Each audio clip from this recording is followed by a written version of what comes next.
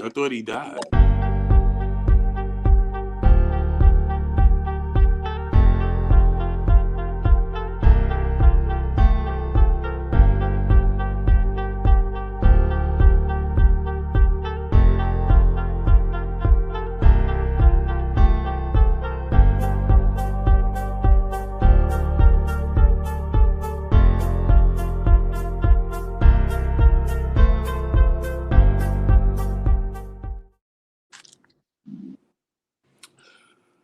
Yeet is back, and so are we. It's time to get this yeet down, podcast style. It's time for an all-new episode of the Three Amigos podcast show. Without any further ado, let's introduce you to the esteemed host of the Three Amigos podcast show.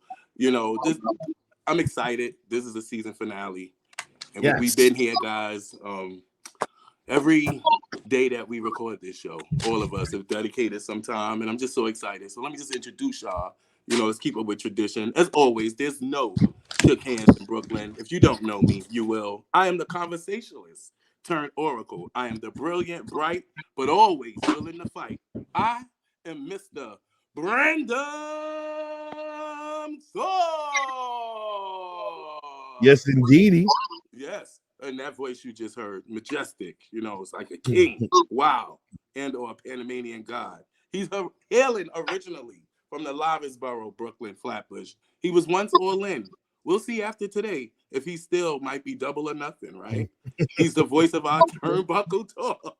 And he's the realest on the turntables. He's the grand opening and the grand closing. He's Mr. High Profile himself. He is the Panamanian god. He is the Mashout King. Listen. That one has 6 names. Okay, this one was just full of vigor. All right, SAT word. That one was full of vigor. Okay, vigor. Yes, vigor. Cam like that. I know he would have. That was definitely full of vigor. Vigors, invigorating. I believe you're being salacious. Oh, wow. That was the 10th grade SAT word, the PSAT. There you go. I don't mean to be facetious. Sorry. In that voice. I get you, baby. I get you. Y'all out there following, I hope so. That voice you heard is also hailing from the concrete jungle, Brooklyn. He stands at 6'10". He is lyrical, miracle, spiritual, criminal, minimal, bare minimum, aluminum, baby, aluminum bars. He is our 10-time NPWA, that is the National Park Wrestling Alliance champion. He is Big Daddy Cool Sour Diesel. Boom, boom, boom, boom, boom. Guess who just stepped up in this room? I kicked the fucking door open. Opportunity. How you doing? This nigga's in a Hype Williams video. That is what's up.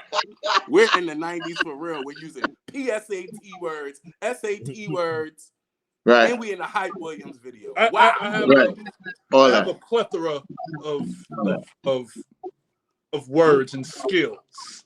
Your lexicon is very large, right? Wow. It's very vast, very vast. The one who would be able to let you know about this, though, is the next voice. He's our next host. He is a genius, and from time to time, he might talk just a little bit greasy, so that makes him a G. He is our very own disputed storytime ninja. I want y'all to holler because he is unapologetically our Grenadian scholar. He is Masquerade Cam. That's you, brother. That's you. That's you. That is definitely you. Mashout, why are you laughing? I don't even know what the hell show we're doing.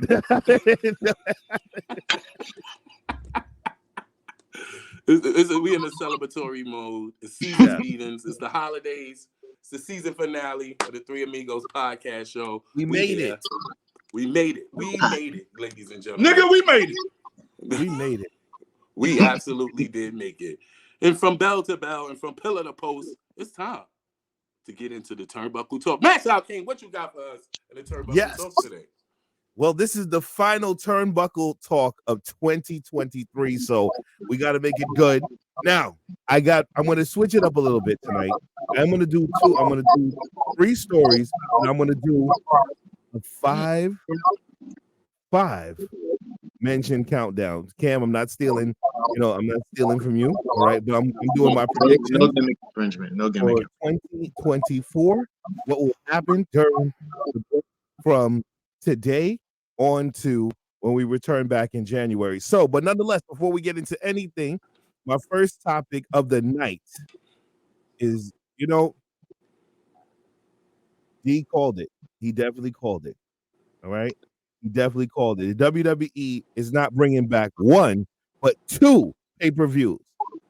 Cyber Tuesday and New Year's Revolution. They are both coming back, for the new year moving forward. Triple H thought that these 2 pay-per-views were needed in the WWE PLE repertoire. Okay, he needed that. Yes, I'm throwing the words out, fellas. I see. I got my thesaurus, and I'm out there throwing out big words. Okay. So no, seriously though, these two PLEs are coming back, and shouts to Stop Diesel for calling it and saying that these were coming back, and he out here feeling like Jordan. I can see him down there. All right, so, go ahead. Who wants to take it first?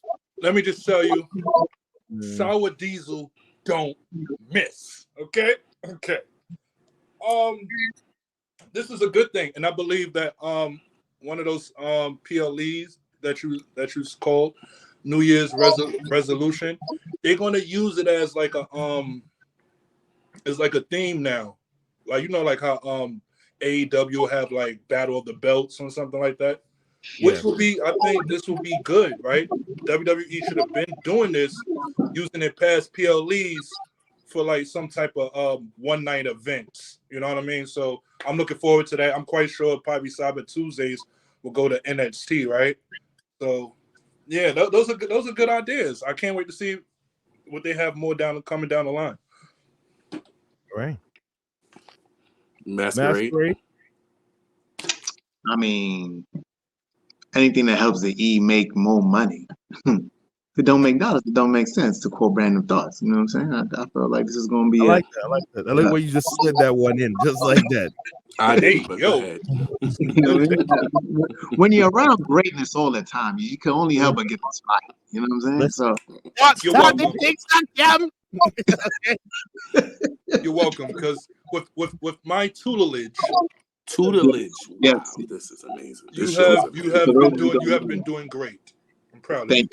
Under the learning tree of the Big Daddy Cool. I don't know who he's been stupefying, but go ahead, Cam. I'm sorry, my brother. Go ahead, tell us what you think about the new PLEs, the old PLEs being brought back. That is great ideas. I mean, like I enjoyed them the first time around.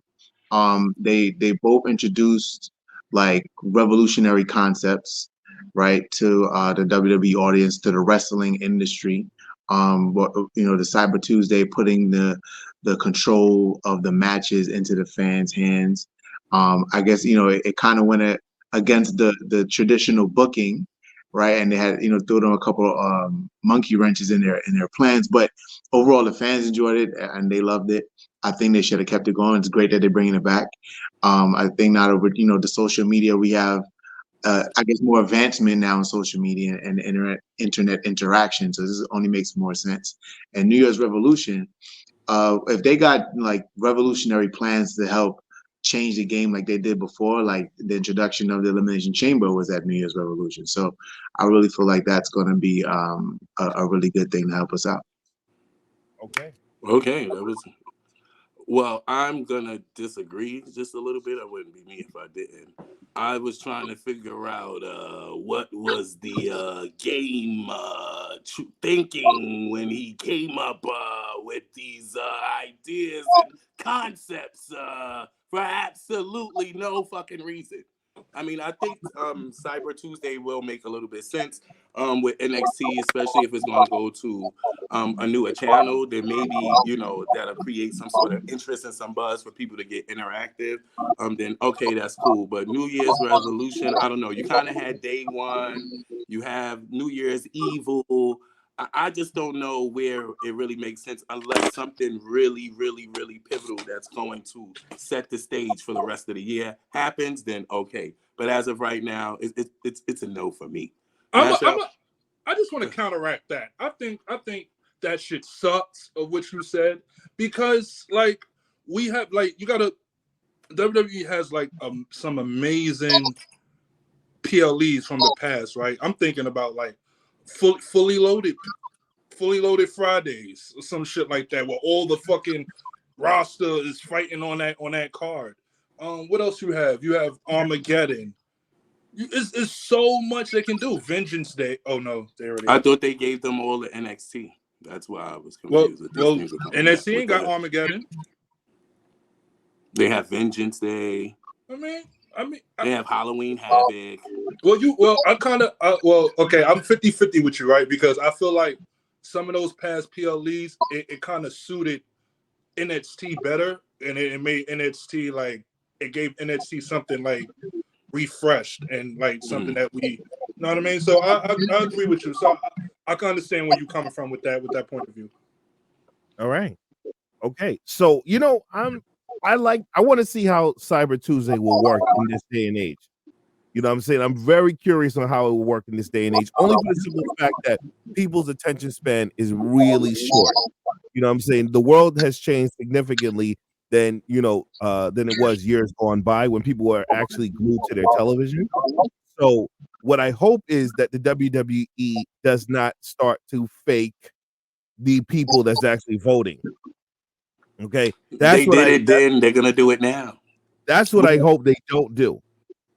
What they're probably gonna do is what most things like that do is like they do percentages instead of giving the raw numbers because like they're afraid like the actual numbers would be low. So even if it's like 10 people that voted, 70% of the audience decided that, you know what I mean. So that's probably where the avenue they're gonna go at. Yeah, but we don't know if it was really 70%.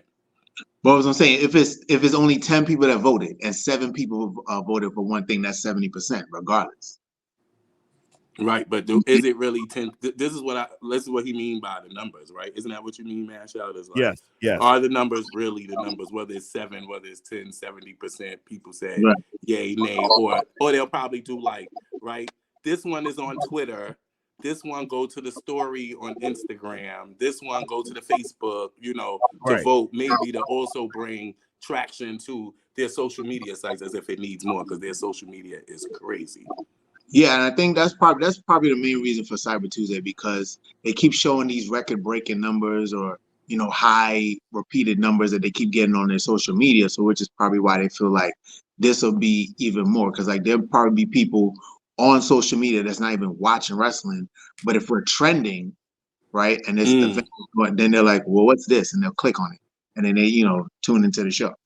And when you have a guy set like a Logan Paul, who has like a strong social media following, something like that may work. So will he make an appearance at that? Are you predicting it now? Logan Paul will bring his ass down to NXT during Cyber Tuesday.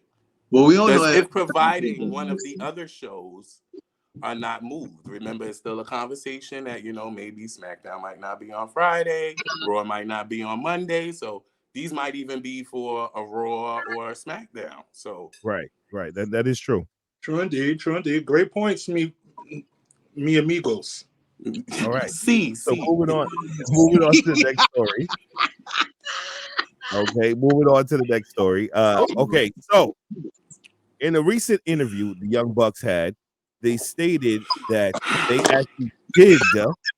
He's cursing. Can we cut him off? When you said Young Buck, I was thinking G-Unit. I swear, I was like, we covering hip hop now? Okay, all right, let's go. Young Bucks. I'm like, he crying again. Oh man.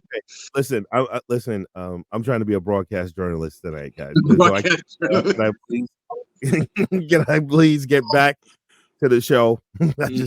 Yeah, good. Okay. Because I'm trying to pontificate when I'm speaking. And, yeah.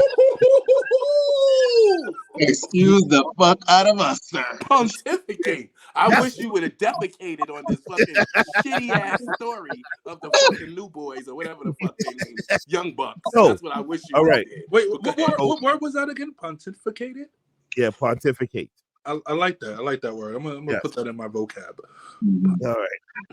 Yes, we used it during season 1 too, but go ahead. All right. So going back to Young Bucks.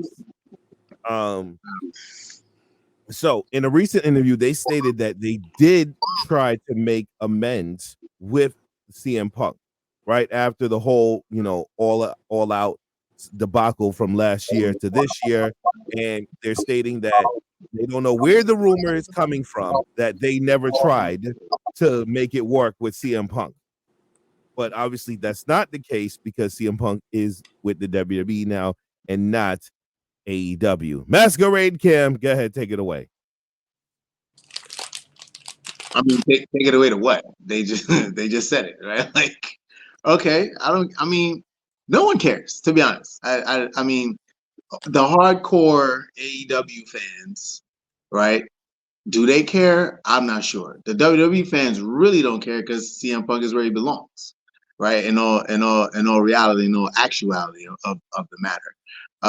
Maybe they're just putting a statement out to save face on their end because, when CM Punk said what he said, there was really no response from the Elite or the Young Bucks or whatever the case is. All we heard was from Tony Khan. Chicago fans or CM Punk fans rather are going to be loyal to CM Punk regardless. So at the end of the day, this is just a drop in our ocean. Like no one really cares about this story. Okay. Saudi. Oh, I'm sorry. I was reading up on the word pontificate. Well, let me pontificate what I need to say right here. As I heard from Nicki Minaj just the other day, child, that shit done sell already. It's gone. We don't need your explanation on what you tried to do. It didn't happen. You try again, and first if you don't, you know what the fuck Aaliyah said. Okay? It's too late for the explanations. We don't need to hear that no more. CM Punk, like how my good friend Cameron said, CM Punk is where he's at, where he needs to be. And that's all I got to say about that. And that's all I got to say about that. Son of a bitch. Wow, right. that was definitely not pontificating. But as I stated before, I wish you defecated on express this story. One's opinions in a way considered annoyingly pompous and dogmatic. Oh, I think I did it. Oh, hell yeah. I think we'll leave that to the fans to figure out if you pontificated what the hell you just said. I ain't gonna argue with your brother. It's your opinion. You got it. Who am I? I wish we would have defecated on this story. Nobody gives a fuck. You had ample time. I think that this is damage control, no pun intended, to a real faction over there. I think that this is definitely damage control, not with Bailey at all. So, yeah, Young Bucks, you know that your ship is sinking and you're trying to, let's make yourself seem pretty cool for when it's time for you to try to work out a deal and be over at WWE in 2026 and see if we want you because the tag team is growing over there. That's all I think about that. Mashout, what you thought about it? You brought us the story. Yeah, so I would agree with you that this is damage control. They're just sick and fucking tired of hearing about CM Punk. Like that's just where they're at right now. They're sick and tired of hearing about CM Punk. And for someone that's EVPs, they should be doing whatever they can to get the product over, right? Because they have a financial incentive for the product to do very well. So I'm pretty sure they're sick and tired of that. You said they're sick and tired of it. You know who else is sick and tired of it? Kenny Omega. I've seen him in a hospital bed. He's sick and tired, all right. That should have drove my boy to the hospital bed. I think I need to take some time off because I tried to ignore it, but it just wasn't letting me go. Yeah. What you can't ignore is these CM Punk chants. Yeah. Goodbye. Good night. Yeah, exactly. I bid you adieu. Golden Jets. Wow, it's amazing. Mashout. All right, and last but certainly not least, going back to the E, the WWE is fighting to keep Monday Night Raw on the USA Network. So currently I saw this from multiple sources that they actually are really still trying to work the deal with the USA Network to keep Monday Night Raw in its home on USA. So is the departure of Monday Night Raw being driven by USA? Like they don't want it no more? I think what's happening is they're renewing at a lower deal. A lower price. Yeah, so they were renewing at a lower price. So what ends up happening is that, you know, obviously if they are big bidders, they would be interested to hear the other bids. But I think that the E wants to keep it on the USA Network for future programs. Right. I mean, I think too, because it's part of the Peacock conglomerate network of channels.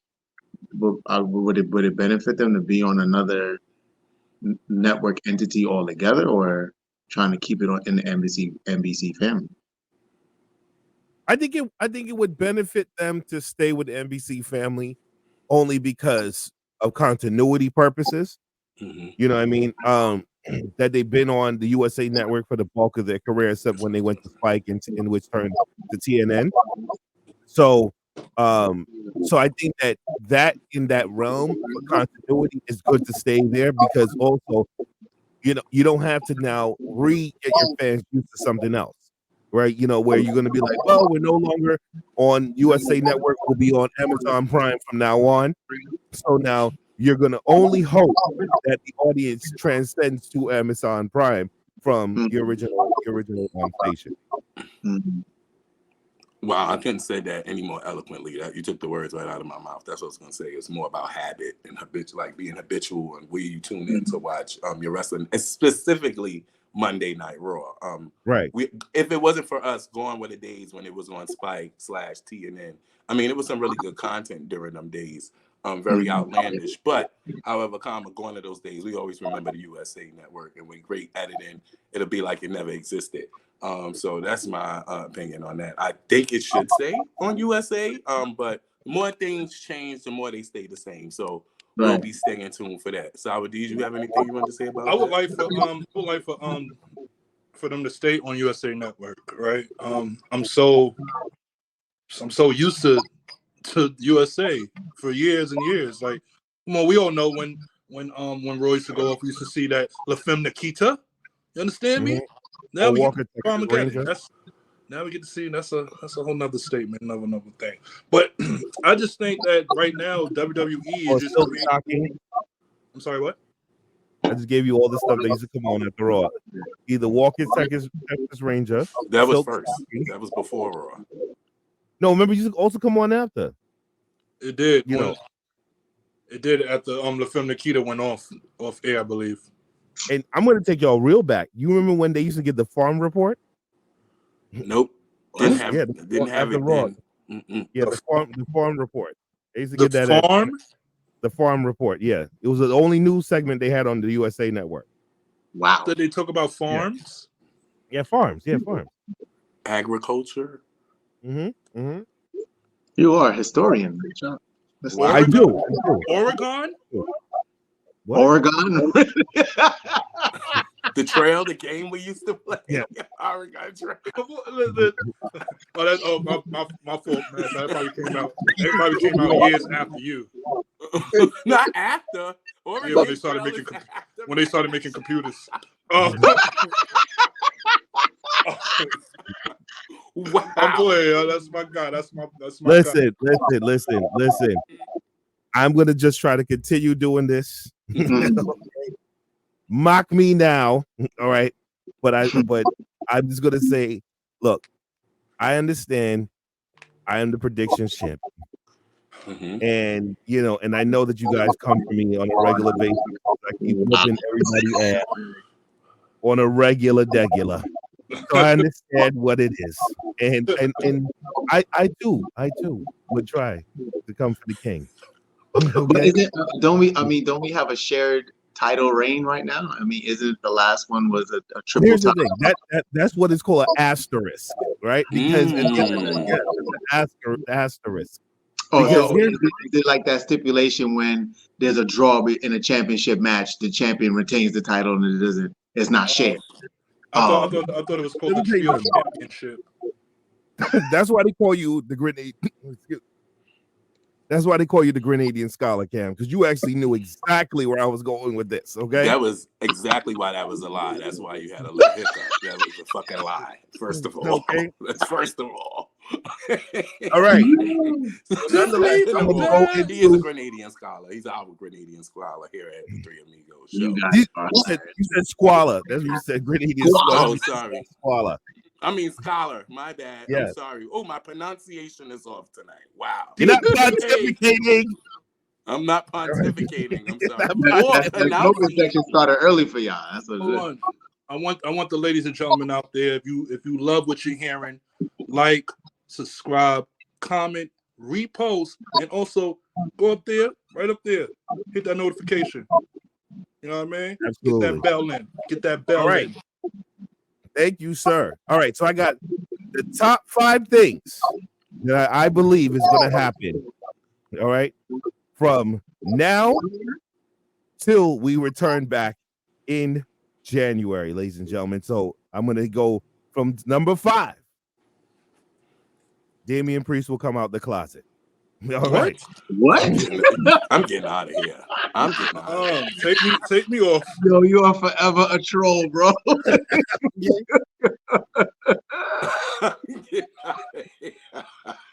I've been left. That one knocked out Brandon's camera feed. His camera feed went. You know what? Listen. Right. Number 4. That was a real number. Wow. Tony Khan will reveal who's his coke dealer. All right. This is a real countdown. I know who that is. No, sir. Number 3, staying with AEW. Okay. Wow. All right. Number 3, staying with AEW. Their first show of the year will be live from, guess what? Y'all gonna laugh. South Shore High School's gymnasium, because that's the only thing they'll be able to back out. So that's when D can have his final run as the New York State Park champion. National Park champion. Even though it was only New York City, so it'll be local. But nonetheless, he'll have his return. Number 2. Everybody know them. You're just local. Laugh ass nigga. Local ass bitch. Number 2. Sorry. Go ahead, Mashout. Number 2, Ric Flair will get what he wants and die in the ring. Oh my god. No. That's it. I'm getting the fuck out of here. Fuck the rest of the show.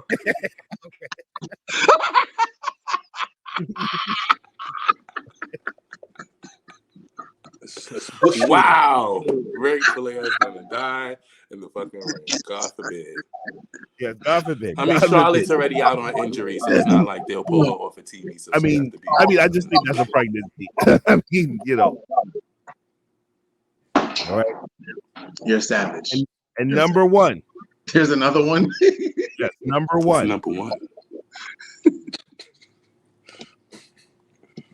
Sonny Kiss will come back and become the WWE World Heavyweight Champion. What? Come on, come back. Yes. Where? Huh? Wait, Sonny Kiss started in WWE? After shooting him 75 years. To do what? Okay, become the WWE World Heavyweight Champion. So Handle I predict the pyro, you say? Damn, that's crazy. You know what? That's crazy that they convicted Sonny Kiss. Oh, my fault. You said Sonny Kiss. Mm-hmm. I'm thinking about Sonny. Sorry. And that, ladies and gentlemen, is my prediction for the balance of 2023 going into 2024. Wow, and that is from our reigning defending co-defending, I guess. What are you how am I Prophet. co-defending? What am I co-defending? You All right? and Sour Diesel, ain't that? It's not a trios championship. You don't co-defend the singles belt. You just Let me tell you something. you got the champion. Let me tell you something. Sour Diesel's win is an asterisk. Okay? All right? Oh, you're going to This win is an asterisk. You know what? Y'all might have to find a way to settle this. You know what I mean? Winner take all something. You know? But with these predictions, Sour D's, I think you should make your own predictions of what's going to happen, and whoever has the better prediction results is going to be the champ. Let me tell you something. I don't think he want to make the type of predictions I made. No. I'm not going to make those type of predictions. What I'm going to make is what we will see in the foreseeable future, like such as like a Royal Rumble winner, a heel turn, a return, a rebirth, a recycle, and a reuse. You know what I mean? This is all the re's in the world, and maybe even a retard. You know what I'm saying? So you're not using that word anymore. Oh, mentally challenged. Yes. Yo, bro. In the words of Mashout, a Tony Khan. And you know what? And on that note, thank you, brother. Thought I'm done with the turnbuckle talk. Wow, that was one of my favorite turnbuckle talks of the season. It's crazy. It's not how you start, it's how you finish. With that being said, it's time to unhook the velvet rope and open up as he finished rolling up the smoking section. Sour Diesel, what you got with us this week? Whoa. Listen, ladies and gentlemen, you know what I say. Inflation is up, and I need to smoke. Okay? I went food shopping this week. You know how much products I done got? That done came up to $108. I bought like 7 things, and it came up to $108. Motherfucker, inflation is up, and I need to smoke. Okay. Shit. 7 things. 7 fucking things. 7 blood clot teams, you know. I'm puss all when I'm feeling like seeing. You should be able to get a whole cart. Okay, let me stop. So here we go. Kicking this off, you heard? Welcome to the smoking section. No Reggie blunts. No, if you got seeds in your weed, sticks in your weed, you can't smoke with me. So I'm coming off the fly with this one, you heard? So we're gonna talk about what we want to talk about. AJ Styles is back. My nigga AJ Styles is back. He's looking big. He looking buff. He's looking like he's in the best shape of his life. True. And so this is another story that is back. Ladies and gentlemen, we have stories on top of stories on top of stories on top of stories on top of stories going on here in the WWE. Right. AJ Styles, he came for what he came for Roman. He did what he did. And then after that, he left everybody in shock. He left me in shock. He left Randy in shock. He even left the tribal chief in shock. Because that man turned his back and he hit who Brandon doesn't like, LA Knight, with a phenomenal elbow smash to the face. Like, what's up? What's going on with AJ?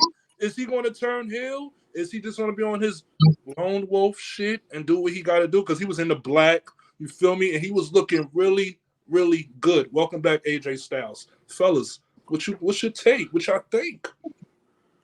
Well, I thought it was rather apropos that when Roman came back at SummerSlam, when we never seen it coming, he too was like kind of in all black, and how AJ Styles had his sort of debut right here on the place that AJ Styles built, which is SmackDown.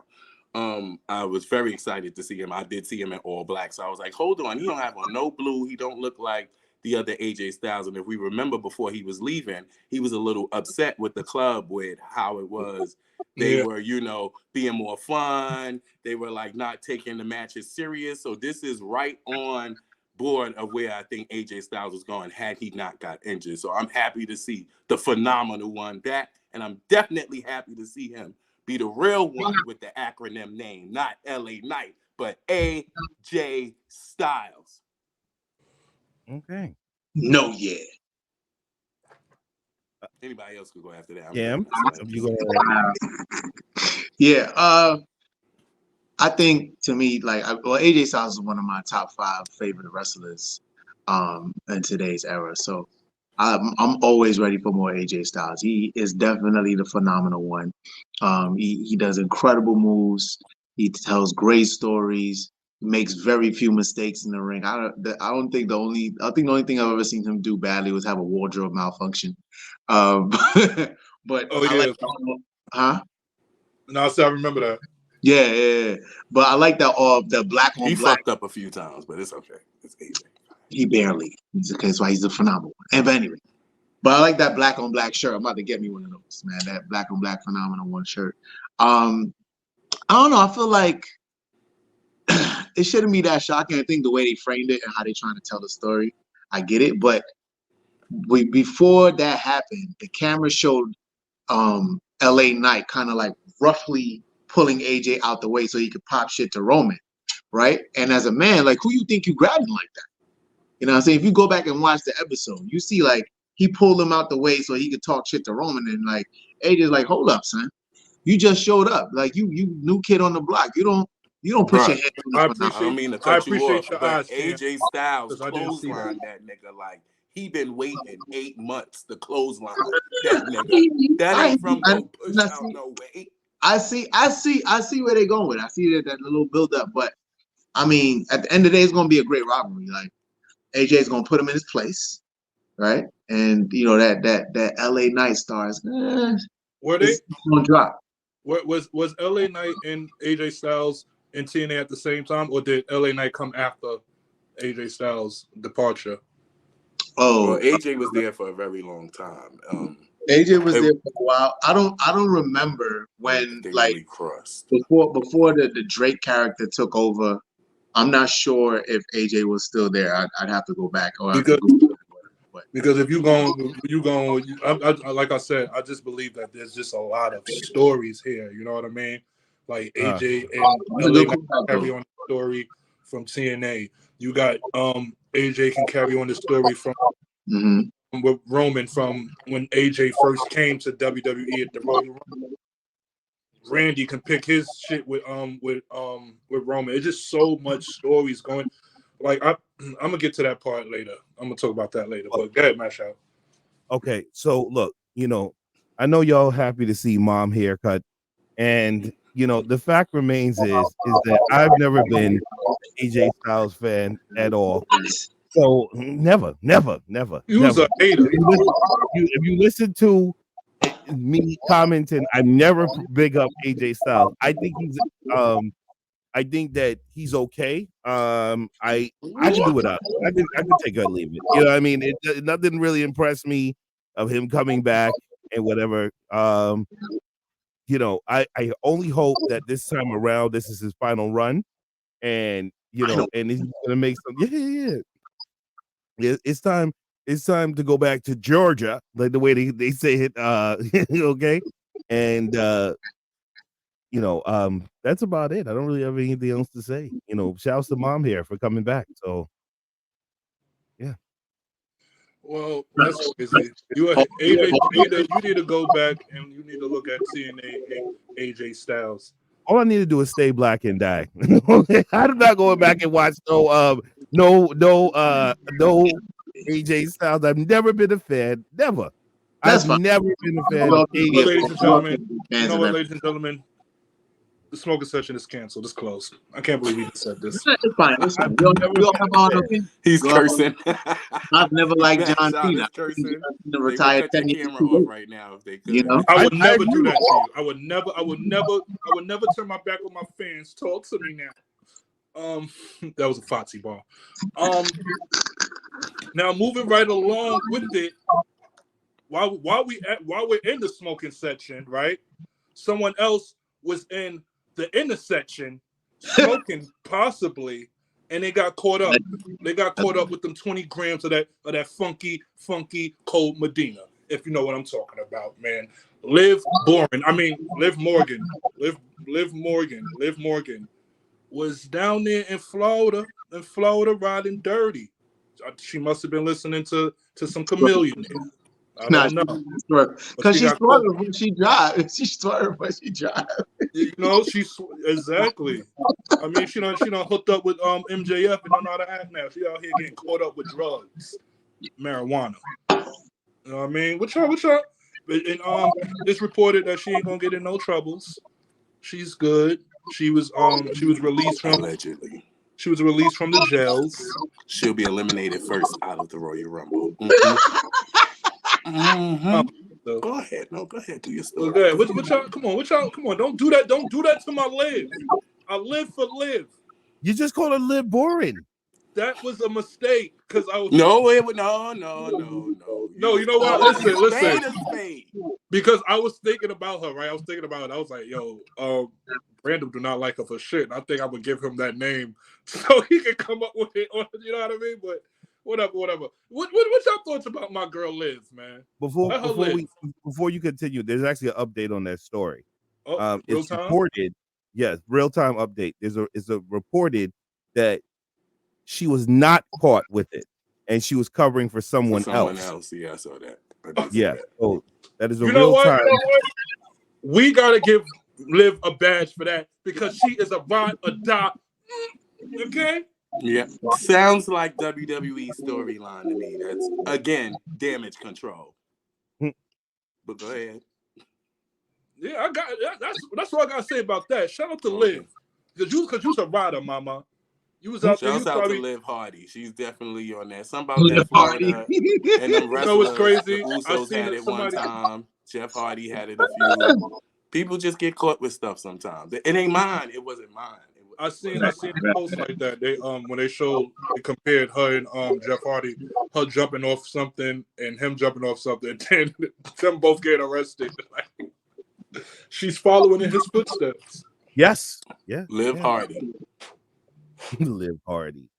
So y'all got to stay on that. It's cool. Well, if she goes to AEW, that could be her in-ring name, Liv Hardy. I'll speak on this. I don't care. I don't care about this woman. I don't find her entertaining. I know I'm sounding like a bitter wrestling person. I don't find this woman entertaining. I don't see she gives anything to the business. I give AJ Styles more props than I give her. You know what I'm saying? I'm not a fan of AJ Styles. So she gives absolutely nothing. Let me tell you something. If the woman actually, got locked up, it wouldn't even matter because at the end of the day, she gives nothing to the business. You know what I'm saying? And even when they did the Peacock special on her and told her story and about, she grew up in some trailer park in New Jersey and all type of stuff like that. Her mother used to beat her with sticks or whatever the hell else was going on. The fact is that, I don't know. Like the mother, I don't know, mother was a drunk or something like I don't know. Whoa, let's not put that out there. We don't know that. That's in the damn video. That's in the video. You know what? We're shutting this down. Ladies and gentlemen. We're moving on. We're shutting it down. It is a video. Cut. It is a cut. It is It was in the depth. You are Watch done. the video. You're out of it. Yes. What are you talking about? It was in the video. Okay, I did not see that. Did you even watch the video? Did you even watch the video? Did you watch the video? You was watching the bonus. You was watching the bonus features. Ain't no goddamn bonus. It was in there. It was like, you know, she grew up in a funny household. She always wanted to be a wrestler, and you know, her mother used to whatever. It's in the damn video. So you're calling her Sean from Boy Meets World? That's what you're calling her? I don't know. I don't even know how they even correlates. Because Sean lived in the know. trouble. And I felt sorry for Sean. He had a hard upbringing, you know? That was a touching episode when they It was. It was. His father was a drunk. Yeah. Mm-hmm. That's when he had to go live with his teacher with the motorcycle. Mm-hmm. The one that looked like Mike Awesome. Mm-hmm. Thank God for, you know, Corey and Topanga. Yeah. Yes. Ended up getting married. Yes. You know what? I want to give it up to Topanga, because that is one fine mamma jamma you are. You know that. You know it was like Stevie from the Parkers. She had the black girl ass, but Topanga, Topanga, she had the black girl lips. Like she had those lips. I always wanted to kiss her. Right, you wanted the one that had lips like the black girl. And you're canceling. You're shutting me down, and you use black girl lips. I apologize. You got your fucking nerve. I apologize. Black girl lips. Are you shitting me? And you said black girl lips. That was crazy. Black that was crazy. Girl lips. Wow. Okay, so you know what? You know what? I sat quiet because I know that's where you were going. Because you know sometimes white people don't have lips. You know they don't have. It just goes straight down. Now I'm off. Now. Oh. Yo, buddy, this show is. They do. Okay, let's just move on. You ain't gonna get me on this. Okay, you ain't gonna get me on this one. I'm just here for the comment. You ain't gonna get me involved in this one. Hilarious. Wow. Hey, I'm high. Hilarious. Get it? I'm high. Hilarious. That's dope. We got it. Okay. Is that another story coming? I hope he has another one. Yeah, I got another story. Okay. I got another story to tell. Ridiculous. So, I'm coming. Like we having such a good time. For those who's listening, we're just having a great time. This is the last episode, and I hope you are having one hell of a time listening to us. And for you people that's out there watching us live, I hope you like what you're getting. But moving on to the next thing. Ba, ba, ba, ba, ba. Guess who's coming back? Guess who's coming back? Say it with me now. Guess who's coming back? Sasha Banks is coming. Sasha Banks is coming. Is that confirmed? Is that actually confirmed? It's confirmed. Where else is that confirmed? You giving out, ladies and gentlemen. You're giving out these stories flagrantly here. Is that confirmed?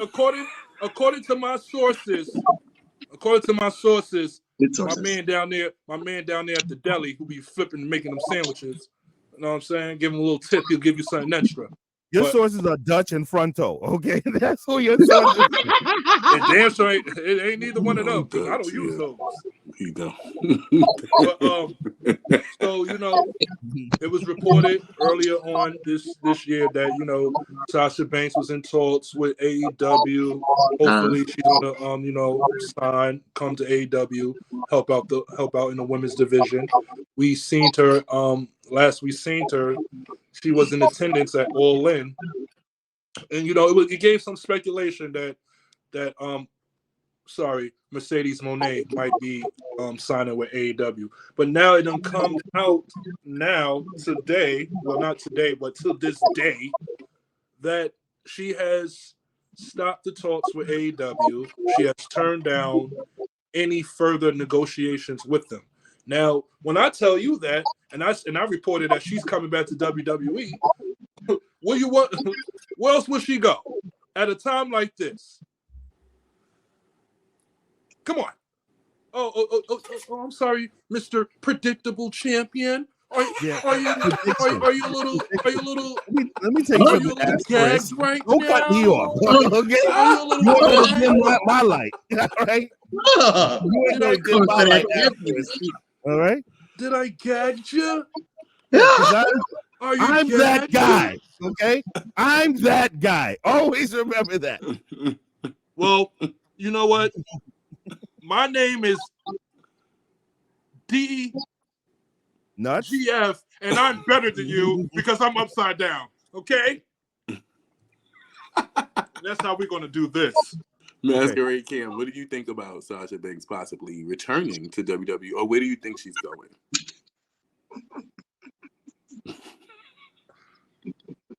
Yo, Sal D did his own show, bro.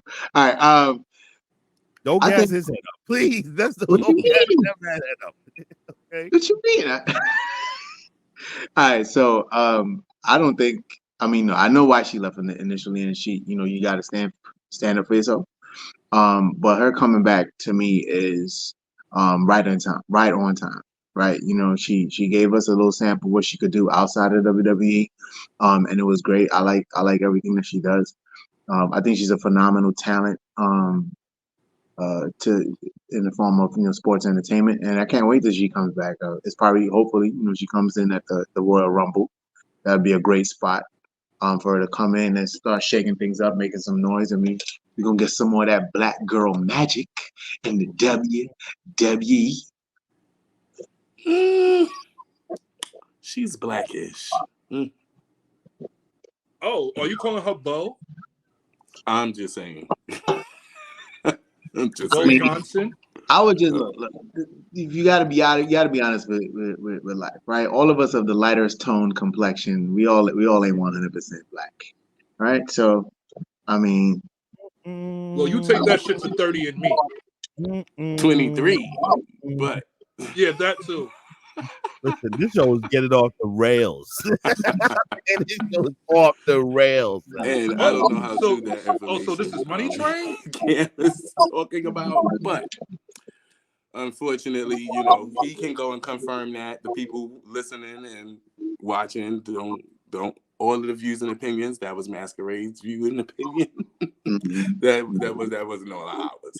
I mean, when you drop a black, you consider black, but I'm just saying, we all No, ain't but want. that's not why I was black. Skin color had nothing to do with light skin or dark skin had nothing to do with why I said Sasha Banks was blackish. That was an assumption. But Mashout, what do you think about possibly Sasha Banks coming back, and or where you think she's going since you think it hasn't been confirmed yet? Well, first of all, I just want to start by saying I thank you for saying the word possibly, because my esteemed colleague lower down said that she's definitely coming, and and we don't know that to be the case. Neither does he. And but I'm down here because I'm always down, and I'm from the underground, and that's why I stay down. You know what? I think that line. I think the line I just said went over your head because your head's in your ass. Now, it didn't go over my head. I seen it. All right, no, but what I am gonna say is,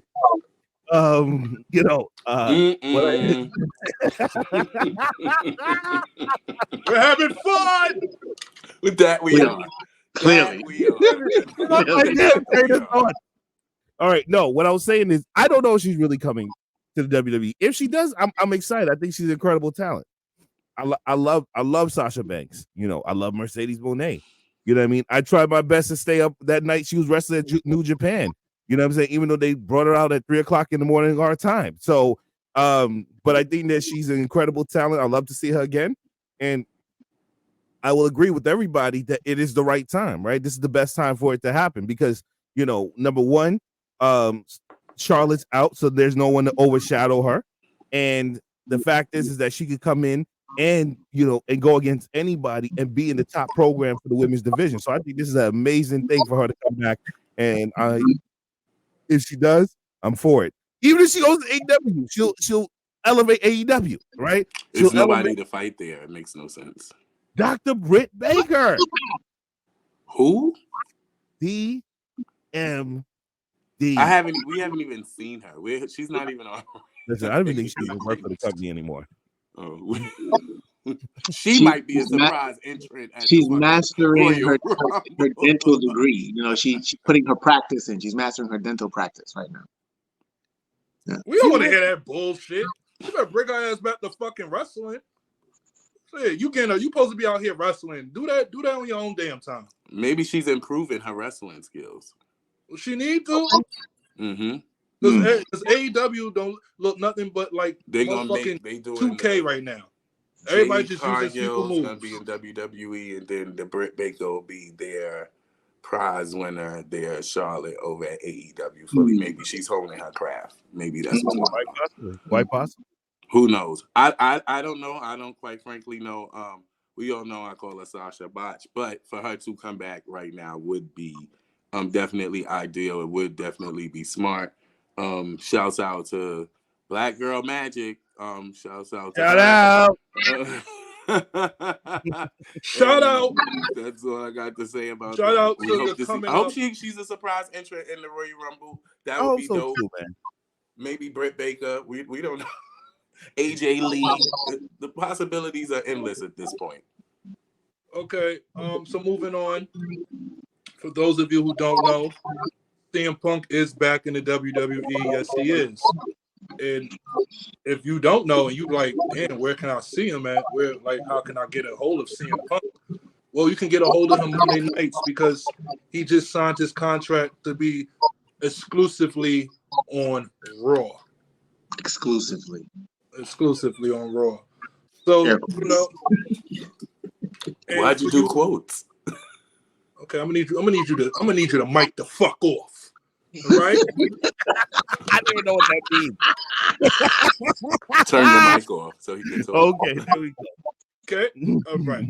So, and if you also don't know, over the years, it's been war of words between him and between CM Punk and Seth Rollins. And you know, when CM Punk came back, there was a bit of an uproar that Seth Rollins was, you know, he was upset. He was a bit upset, and we didn't know if it was a shoot, a work, or what. But now we have what it is. They finally came face to face, promo to promo, and this shit was excellent. It was greatly served. I like how they went about it, and also they just let them go. It was no how you say, There's no producer. There was no producers for this meetup. Did you guys see it? You guys, have you guys seen it? And what is your thoughts and opinions on this? Like, I'm excited, and it doesn't mean that they're going to necessarily go right now, but this is just like the kickoff, the start off. Like, they're going there. What y'all think? Who did you ask? You gotta talk to somebody. What you think about that, my good man, the boss man, the cigar man, Mashout God. You know, so I thought it was entertaining when I saw it 2 years ago with Hangman Adam Page. You know, when I saw the same promo. So I don't know necessarily how to go either way with it. I thought CM Punk was going to say more. I like Steph's delivery, but I also felt like we saw this already. So that's why it didn't go off in the same way that that it should have landed. Huh? You felt like you've seen it before. With who? Hangman Adam Page. He did the same promo. All right, but which one was better? If you feel like that, because I feel like the CM Punk one and I was about to say John Cena, CM Punk and Rollins one was a little bit better. I think this one was more entertaining, but I wanted more from Punk. You know what I'm saying? Like I felt like, you know, like in the segment, maybe because it wasn't produced, that's why we didn't get as much as we could out of him. But I felt like it would have been better if Punk gave a receipt, you know, to Seth. But then after, that's what we got weeks and weeks coming leading up to this. So including this Monday night. So I feel that maybe maybe it might be better. Who knows? Well, for me, every time CM Punk talks, I feel like it's a Hall of Fame speech. I don't know if it's everybody else, but me, when I hear him speak, it always sounds like he's giving me a Hall of Fame speech. Only thing I agree with Punk in his promo was I was disappointed when Piper showed up on WCW too. I was definitely disappointed along with you, CM Punk. So I definitely understood that. I feel like with this this promo that they had, it was dope for the energy. I was surprised in the city that they was in and how the city received it, where the audience was actually torn. It was like about 3 times in wrestling this week where the audience were like going back and forth between the CM Punks and doing the Rollins song. So I thought that added a little, seasoning to the dish. And I just want to see what else they're going to build up. I think this is definitely the beginning of them talking. They're going to definitely get personal. They're going to definitely get crazy. I'm really more looking forward to what Punk and Reigns would ever have, like what they will say to each other, more than Rollins and Punk. But that's what I thought of it.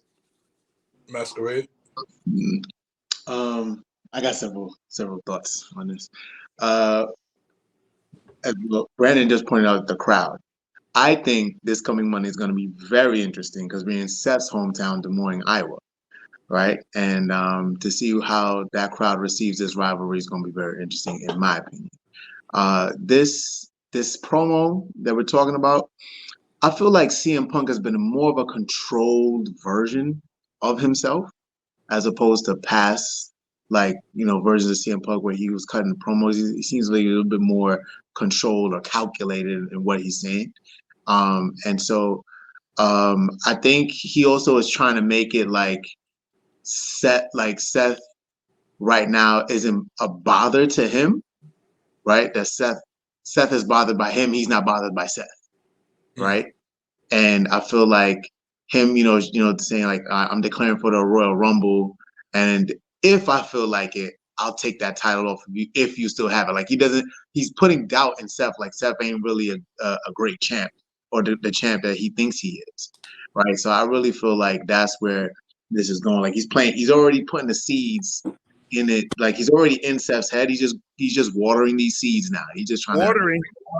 You know what I mean? Just get it stirring, get the pot stirring. So I think it's going to be a very interesting rivalry coming up, and the promos and the storytelling I feel is just going to get better. Okay.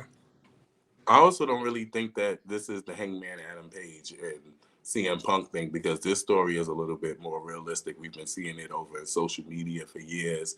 Punk was at other places talking real greasy about WWE is actual and is factual. So I think this one is a little different. I do think AEW did a good attempt at trying to set something up for Punk when he was over there. But over here, it makes a little bit more sense and it seems a little bit more personal because Seth Rollins' passion in this promo was crazy. He was a little bit more passionate. It was more It was one of his most believable promos to me, if at all. We all know that Seth was a needs improvement when it comes to promos. So I think this was one of Seth's really good promos. That's it. And I think one more thing I want to say about it. Breaking news. Wait. One more thing I want to say about it.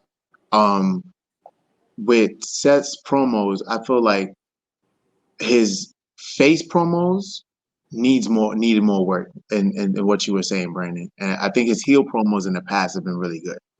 But I feel like AEW too kind of like they try to pull the wool over our eyes in a sense, whereas like they seen this rivalry, this real life rivalry happening, and they decided to take that storyline and put it on their air network first. So if you ain't really paying attention, you would see like, oh, maybe WWE stealing their storyline.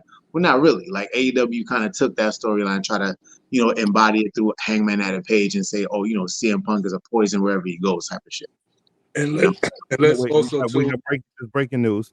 I wouldn't be a broadcast journalist if I did not report this. This is real-time news, ladies and gentlemen. Real time. The president's motorcade. A car rammed into the president's motorcade. Say what? A SUV drove into the president's motorcade. Wow. What? While he was in it? Huh? While he was in it? Literally just happened. It's But live on all over the news. into his motorcade, but was it the one that he was in, or is it like because they No, drive? it was the SUV in front of his vehicle. Got you. Yeah. President's okay. They whisk him. Well, I mean, you can't whisk him, but you get the idea. So, I don't want people to think that we don't report news as it happens. So the president's motorcade was attacked moments ago. Well, we hope that the president is okay, and we give him regards, I believe, and give us another stimulus check. But moving on. He never gave us one. That was give all us dumb. one. So I want to touch on real quick on what you said there. When you try to compare it to the Hangman on Page, and then y'all said that they try to take what was going on between CM Punk and Rollins and try to make it a thing in AEW. The reason why AEW wasn't good at it too, because AEW can't do what WWE does, right? WWE can take real life situations and know how to make money off of it, and they do it, and they know how to. The talent that they have, they know how to put some certain shit. They know how to put shit aside and get the shit done. You know what I'm saying? Those are professionals. They are professionals, professional sports entertaining wrestlers, right? So they're going to do what they need to do. Because if AEW could have done it, they should have done it when they had the chance, when they had it with when Punk was going at it with the EVP. They could have made some money off of that shit, but they didn't. He was too personal, and you got what you got.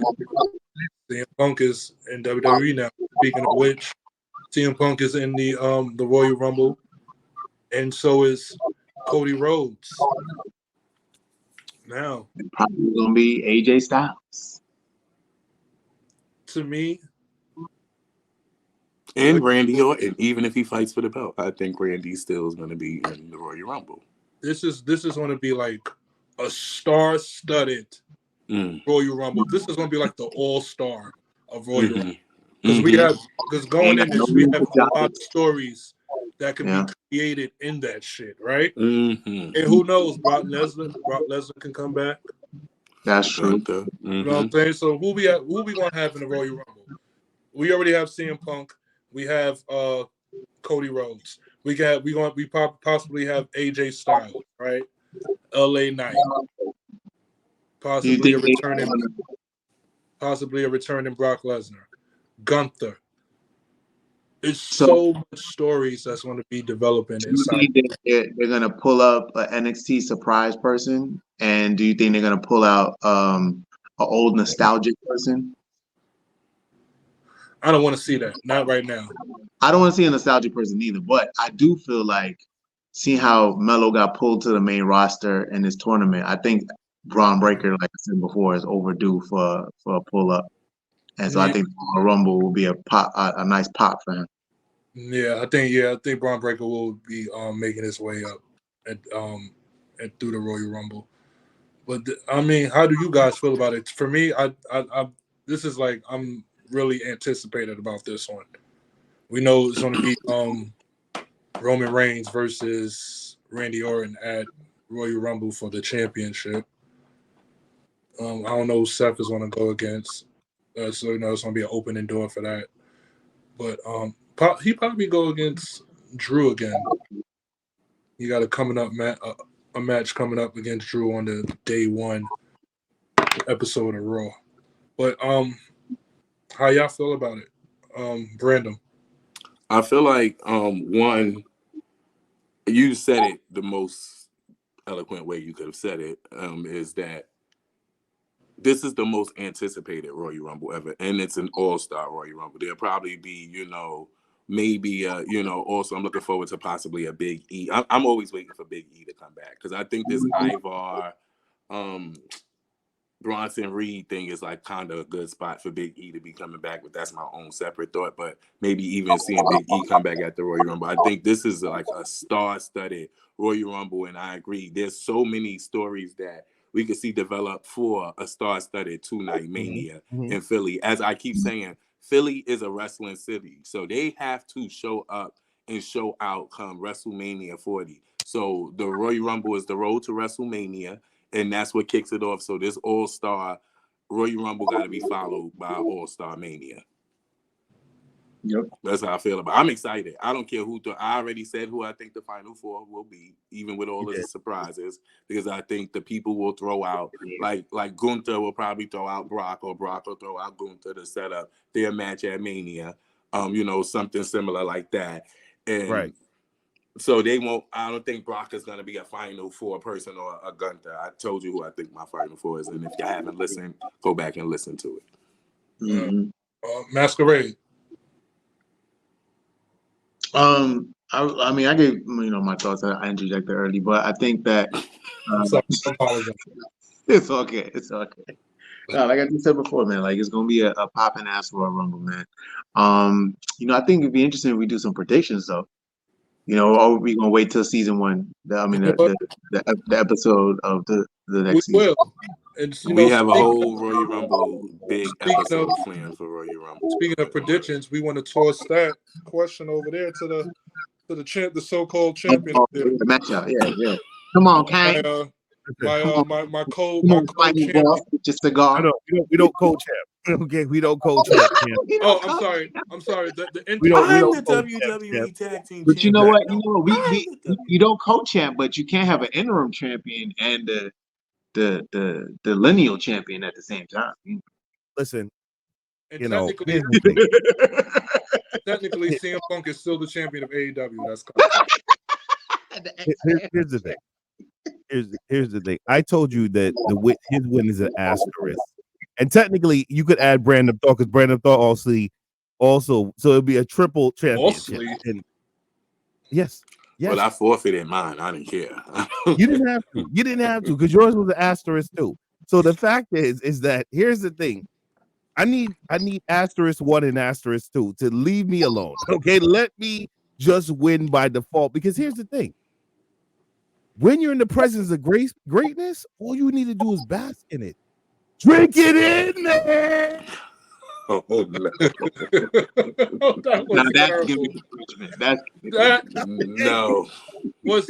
That was terrible. Shut his mic off. No, I again, to piggyback off of what Brandon said, most anticipated Royal Rumble in a long time. It's going to be a ton of people in there. I think we're going to see a lot of surprise entrants in this. I think that this one is going to be for all the marbles, because this one alone is going to be a very hard pick to say who's going to be the winner, because we don't know, right? Because there's so many people that possibly could win this Royal Rumble. So I think that this is going to be the biggest one of all time, and I'm very excited for it. And I don't want to shout my prediction just yet till we get to the next season.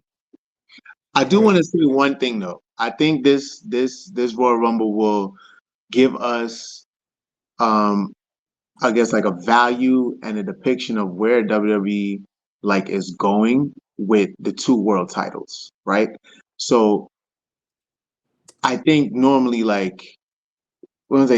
so far by default, everyone's chosen Roman, right? Because he has the main title, he's the it guy. Do you think that the winner of the Royal Rumble would turn, I guess, the other way and pick Seth to make Seth the main event? Or do you think that they're going to keep it with Roman, having him close out the show? Well, here's the thing. Because you have 2 nights of Mania, either night could be the main event. So at the end of the day, so even if you pick either one, you're still going to headline either Saturday night or Sunday night. Now, I see where you're going, where you're saying that maybe Sunday night is the bigger night, and then that's what it is. But for me, if I'm the person picking, if I could say that I'm closing WrestleMania either night, does it really matter? At the end of the day, the fact is you are the last match on the card, no matter what. I hear what you're saying. I hear what you're saying, but in all actuality, right? Which world title is going to close the show? Is it going to be the WWE Undisputed Championship, Universal Championship, or is it going to be the WWE World Heavyweight Championship? I think them picking which champion is going to close the show is going to let us know the direction they want to go and the value of that they're putting on. Here's what I'll say to that. The WWE Undisputed Champion, the Roman Reigns belt right now, is the bigger belt. So if you think Sunday is the bigger night, then I think Roman's going on Sunday. Yeah, that's where it's going to go. And right. and Seth Rollins will be, Saturday night. I mean, last year we had the Undisputed Tag Team Champion, that main event, the WrestleMania. So now we have another title in the fold, the World Heavyweight Championship, which is the belt Seth Rollins carry, could possibly be Saturday's night. Either way, I think it depends on who it is, who, what, where, how, and when. That's what I think it'll determine. But Sourdees, that was all you had? I got one more. Okay. Whoa, this smoker section is filled with smoke. Hold on. I got smoke with a wrestler, Okay. a talent, Ricochet. A couple of weeks ago I kind of reported like where is he? So I got the answer. He was concussed. He had a concussion. He was dealing with concussion, so that's why he was off TV for a while. So now they're trying to bring him back in, as you've seen past Monday. If you didn't, go back and see it. But I want to read to you a tweet that I ran across. So a fan, they said, to Ricochet, he needs a lot of work on the mic. So Ricochet replied to the tweet, and he says, "I think you mean, in quotations, opportunity on the mic."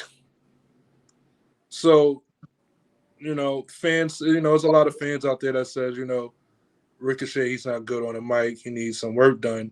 But his reply is saying opportunity. So I'm guessing in his mind, somewhere in there, he thinks that he can go on the mic, like, if given the chance. And I want to say to that, bull fucking shit, you can't. Show and prove to me, nigga. Yeah, I hope they do give you some opportunity, because the shit that you've been saying on there, it's been trash. You sound scared. You sound like a little bitch when you talk. I need you to put some bass in your voice. I need you to give me something, bro, because I've been rooting for you for a long time, Trevor. Step the shit up. Not the government. Okay. Step the shit the fuck up. Masquerade, what you knock on the door. I heard there's an open door policy now in there. Go knock on the door. Go talk to Trips, man. Let me see something. Go hill. Do something. Don't stand on the hill. Go hill. Thank you. Masquerade. I mean, I feel like that's true. I think both are true, right? Like, you do need more opportunities to get better, and like, you can practice in the backstage or at the performance center all you want, but until you get the opportunity to be live in front of people and work on it like that, you're not gonna get better at it. Like, for a long time, some of our favorite superstars weren't that great on the mic, right? Like, Roman was trash on the mic. Randy wasn't that great on the mic.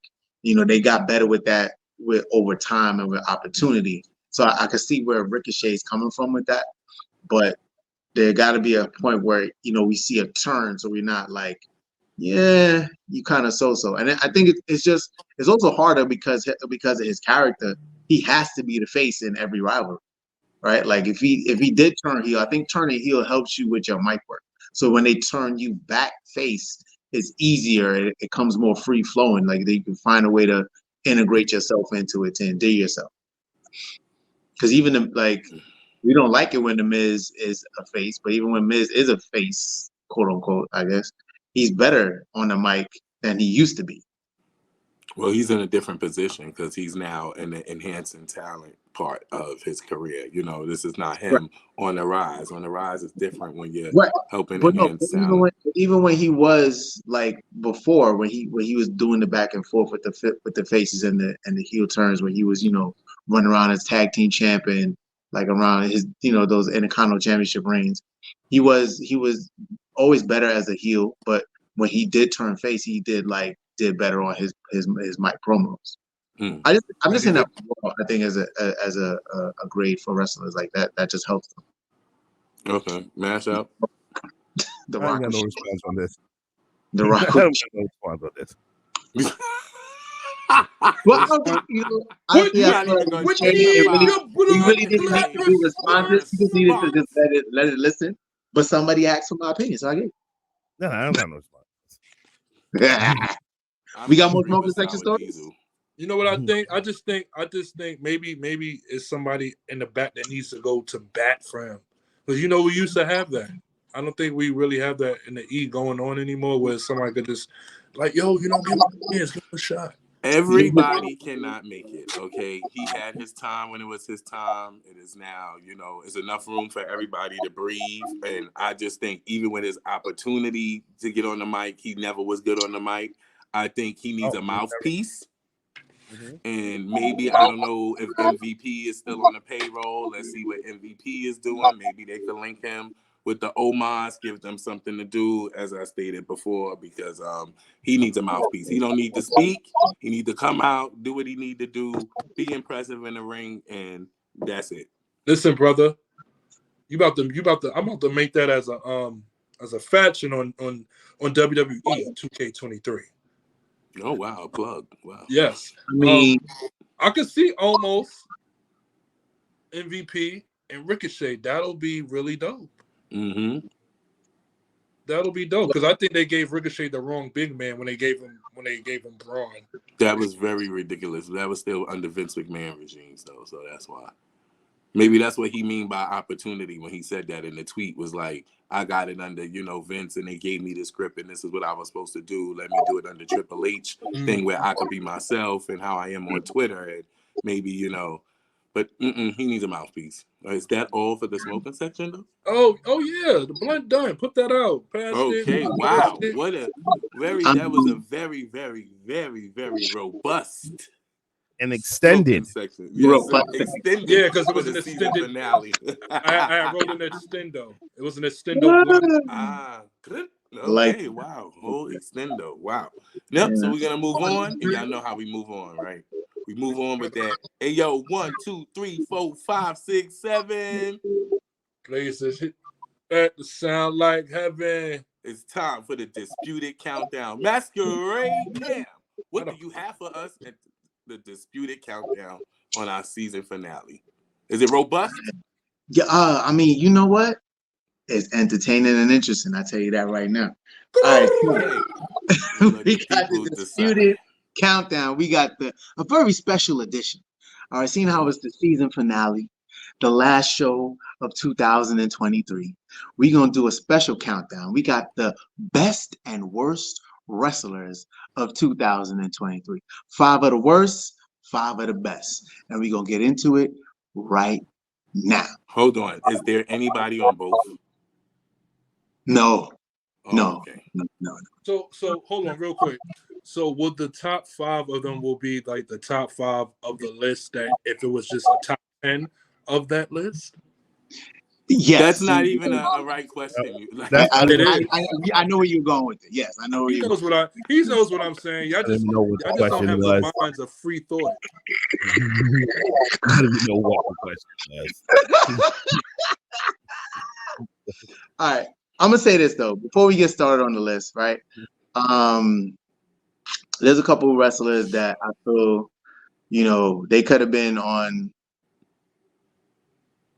You can't have honorable mentions, Cam. There's no way. There's no way. There's no way. He can. It's not. You had a countdown in stories. He had a robust. Let him do it. You know what I'm saying? I mean, I'll just say this. For the culture, for the world, I like Carmelo Hayes, but I don't like the call up just yet. For some reason, he don't do it for me. Like he's like I don't know, like a 7 out of 10. Like he needs a few more pieces, I feel, before he can get to that 10 out of 10. He been there since 2019. But still, like I don't know. Like for me. All right, so here's how great something. Hold on. I feel his 2022 run was way better than his 2023 run, right? when he was the heel and he was the North American champion, and he was putting people on the jersey and all that. I He feel was once the they A turned it, champion. huh? He was Right, the when he A was the champion. A champion, right? I feel like once they turned him face, right, like he started to get a little bit more stale, right? Like the cheating stopped, so that Good took away word, stale. his, huh? That's a good word, stale. Right. The cheating stopped, so With that kind of took a wisdom. little luster off of his matches. He had to win. He had to win clean or try to win clean. And I hate his finisher. I'll just say that. I hate his finisher. His finisher is trash. Hold on, I'm so delayed. This is the worst wrestlers in No, no, Carmelo no, no, Hayes' no, own. no. He's not on the list. He's not on the Oh, list. okay. Because I wanted This to. is the Okay, honorable mention that y'all cut me when I said he was about to do. He's not. so this is an honorable mention It's not of the Yeah, honorable worst mention. list or the it's a best. I just wanted dishonorable to get mention. this That's out. what I I'm just wanted to saying. get this out. That's all I said. Before the Eddie Oh, is this done, is the I wanted to okay. get I'm this sorry. Go ahead. out. Go ahead. I'm sorry. Right. So I wanted to put him on the best list, but to me, he just hasn't put in enough work to get into the best list, right? And the reason why is because I don't like some things about him. Like I don't like finishers where your partner has to like overwork or oversell to try to make your finisher look believable. I feel like when he beat Braun Breaker, it was clear that Braun let him win. It didn't come to me. He didn't convince us that he actually beat Braun Breaker in the matches that they had. You know what I'm saying? That was because that was an era where Braun wasn't good like that yet. Think about Okay. it. Braun didn't know how to sell like that yet, bro. But it's not even that. It's just like It is He that. still You no, just don't. no, wait. He still don't. There we go. What I'm saying is this, right? If somebody has to reposition themselves and like it's obvious that they're maneuvering themselves to get in position for your finisher, right? To me, it takes away from it, right? Like especially if you see somebody like with like on a high flying finisher, when a person like when they laying down, they scooch over, you know what I mean, to try to get in position for you. To me, that takes away from the luster of your finisher, right? And even like some of his moves when he did the springboard twist or whatever, that it don't sell all the way. It don't look clean, is what I'm trying to say. His stuff isn't always that clean, in my opinion. All right. all right, like the when he does. All right, let him get to the list. Let him get to No. We the got list. the conversation. You got No, someplace to let be? him get to the Do list. you You got have someplace 5 to be? good I don't people think and so. you have 5 I don't bad think so. people. I mean, Get No, to the no, list. it's an I'm hour and not. 26 I'm not. minutes. Go ahead, Saudis. Go ahead. Go ahead, Sour D. Saudis, go ahead, bro. At this point, I'm confused. I don't know what to do. You want to say? I don't know.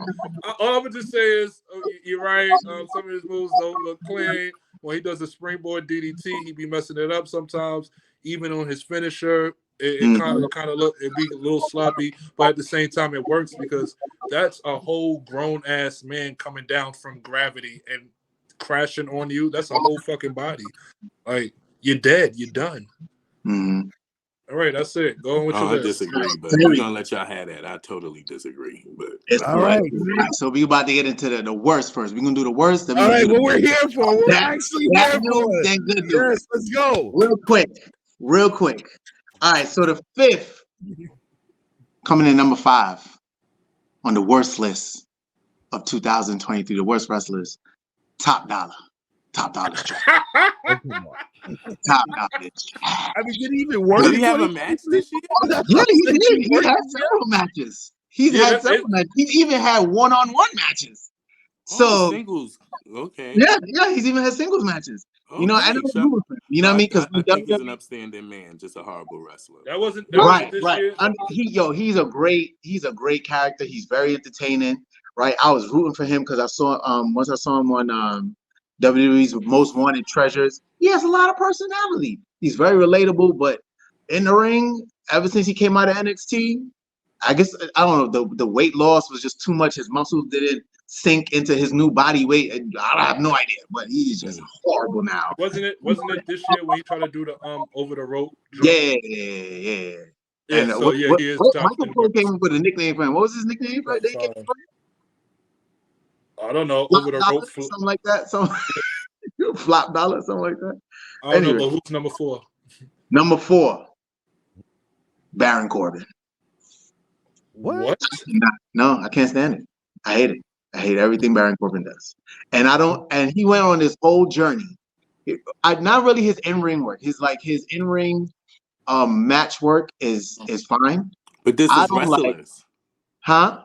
This is not a wrestlers list. It is, but it's more than just what you do in the ring. It's the whole Oh, package. you mean the whole presentation of the Yeah. superstar? So he went on this whole Oh, journey 'cause trying I to thought it figure was a out who he wrestlers was, who was the real Baron Corbin, and he came up with burn the ships. To me, that's just half-assed. I don't know what you could have came up with. I don't know who you think you really are, but burn the ships to me don't really work. Wait. He's number 4 as one of the worst wrestlers. Yeah, so we get this to the year. very worst wrestler at the peak of this list. So Why? this Because is the bottom of his gimmick.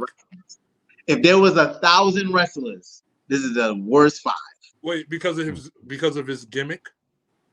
It's the whole package, bro. It's not just what you do in the ring; it's what you do in and out the ring. What did he do? What did he did out the ring that makes you give? His presentation is really bad. Like, it's so bad that they sent him to NXT. That's how bad. I mean, we saw the debacle that he had with JBL as his manager. You got JBL as your manager. JBL is one of the best mic people of all time, right? If he can't help you get over with the fans, then what's there to do? They had to hit the reset button. When they hit the reset button, all we got was more caca. I'm hit the reset button on you. When people go down to the NXT, right? They go down there to be repackaged and re-imaged, and you get what you get, right? So that's what Baron Corbin went Isn't down. it supposed to be a rebuild? Hold on. To be a re-improve? Hold on. Crazy. You mean to tell me you still wanted to see Happy Corbin? You still want to see him running around doing that? No, I wanted whatever the result was when he hit that reset button to be hot. It's not hot. Burn ships, Baron Corbin is just as bad as Happy Corbin, just as bad as the previous iteration of Baron Corbin. You're not going to talk about BC. Corbin. This is very confusing. There will be no PC slander. Hold on 1 second. You just gave the man props last week Sunday. Like, you just gave him. Yes. That was him. Yeah, that was you. You prepared him Roddy fucking Piper. That was Saladin. And I gave and the only props I did was just gave him props. I also just gave props on his in-ring work, because Brandon asked me about that. I said his in-ring work, his in-ring skills are great, but his overall package is not. Listen, you compared the man to Roddy Piper. Okay. Yes. Like, exactly. No, I said the truth. The way WWE uses him. Hold on. I knew where you got me. Even Nasha corrected you. I was not saying he was at the level. By the way. Even the guest agreed with me that we had on last week. I didn't say he's at the level of you in the moment of you bigging up the heel that never wins the rivalry, similar to Roddy Piper. That's what I was saying. We caught you, Cam. We caught you. No, I said he was. You guys hear, but you don't listen. Last week, Naja agreed with me. He understand what I was saying. Apparently, you still don't understand. I wouldn't say his greatness is to the level of Roddy Piper. I would never say that. That's a disrespect. I'm not talking about that. I'm talking about you bigged the man up last week. You bigged him up last week. You said this is some of his great work. How is he on the worst list? Exactly. That was what I first said.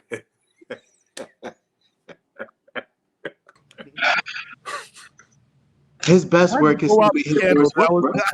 Did you see me? His best can still be his worst. His best can still be worse by standards of grading. That's all I'm saying. Anyway, number 3. Number 3. All right. You know, because even though he's probably in the best shape of his life, Baron Corbin still look like shit. Okay. What? He still look like shit. He still look like shit. He's still skinny fat. Oh my God. He did his thing. It's like baking a lasagna halfway. He stopped before he's an excellent cook, by the way. Baron Corbin is an excellent cook. He didn't finish the meal. Like, he didn't finish the set.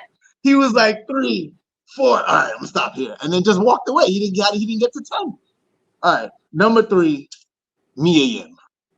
I could not stand Mia Yim. She is a hot piece of garbage. Michin. You said Mia Yim? Yeah, Mia Yim. Michin. What happened to Black Girl Magic? Because you black don't mean you great. Like Lash Legend, I don't think is great, but you know some people do. Oh, whoa, whoa, whoa, So whoa, uh, whoa.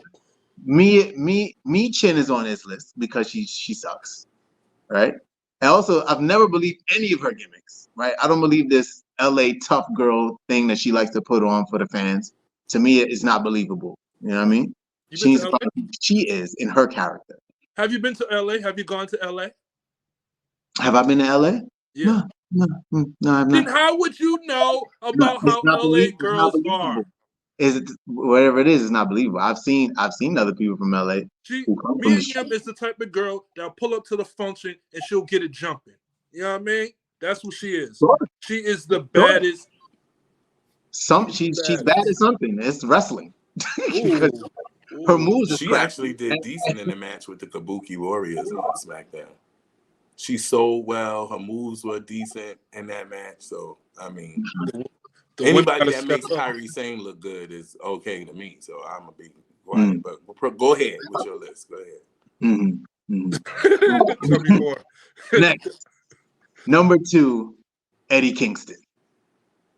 I cannot stand Eddie Kingston. I think this is the list of wrestlers you can't stand. This is not the worst wrestlers when of this year. When you're bad at wrestling, if you're bad at wrestling, how you expect to be liked? What you mean? There's plenty of bad wrestlers that are liked. That's fine. And that's why it's disputed. That's why everybody had their own opinion. This is my opinion. You gave me the control. You know what I mean?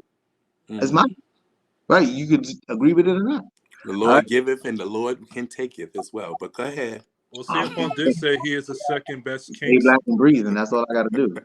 All right. The number 1 worst wrestler in 2003. What? Ruby Soho. Wait. What? What? You said 2003. Oh, 2003. You're right. 2003.